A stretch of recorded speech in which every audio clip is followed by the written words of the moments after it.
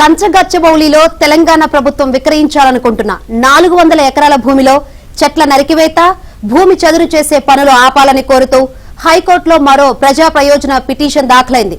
ఆ భూముల్లో international master plan layout చేసి దశలవారీగా ప్లాట్లు విక్రయించాలని ప్రభుత్వం చూస్తోందని, 75 కోట్లకు ఎకరం చొప్పున దాదాపు 30,000 కోట్ల ఆదాయం ఆర్జించాలని భావిస్తుందని పిటిషన్ దాఖలైంది. దీనిపై ఇవాళ హైకోర్టులో విచారణ జరగనుంది.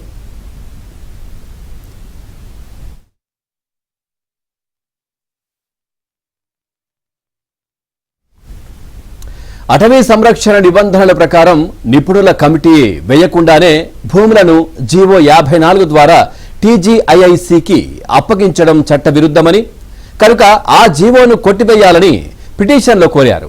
ఇక నిపుణుల కమిటీ ద్వారా సర్వే చేయించకుండా అటవీ భూముల రికార్డు సిద్ధం చేయకుండా జీవో ఇవ్వడం ఇటీవల సుప్రీంకోర్టు ఇచ్చిన తీర్పునకు విరుద్ధమని హైకోర్టు దృష్టికి తీసుకువెళ్లారు.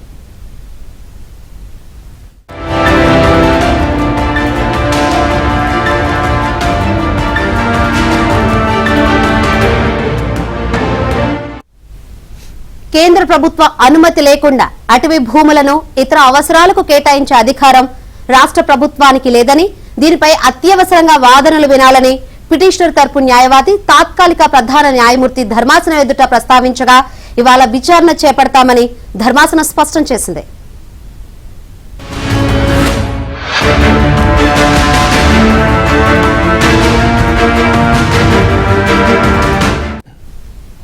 కంచగచ్చిబౌలిలోని భూమిపై పూర్తి హక్కులు తమకే ఉన్నాయని ప్రభుత్వం అంటోంది.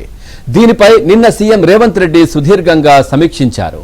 అక్కడ అభివృద్ధి పనులు చేపడితే ఉద్యోగ కల్పనకు పెద్ద ఎత్తున అవకాశాలు ఉంటాయని స్పష్టం చేసినట్లు విశ్వసనీయ వర్గాలు తెలిపాయన్నారు. ఇక భూమిపై పూర్తి హక్కులు తమకే ఉన్నాయనే విషయాన్ని స్పష్టం చేసిన ప్రభుత్వం తమ అభీష్టం మేరకే ముందుకు వెళ్తామన్న విషయమై ఎలాంటి స్పష్టమైన నిర్ణయం వెలువరచలేదు.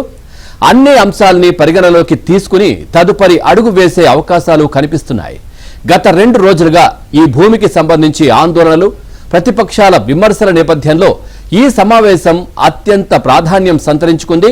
సమావేశంలో చర్చించిన అంశాల ఆధారంగా ప్రభుత్వం తదుపరి చర్యలు చేపట్టనుంది.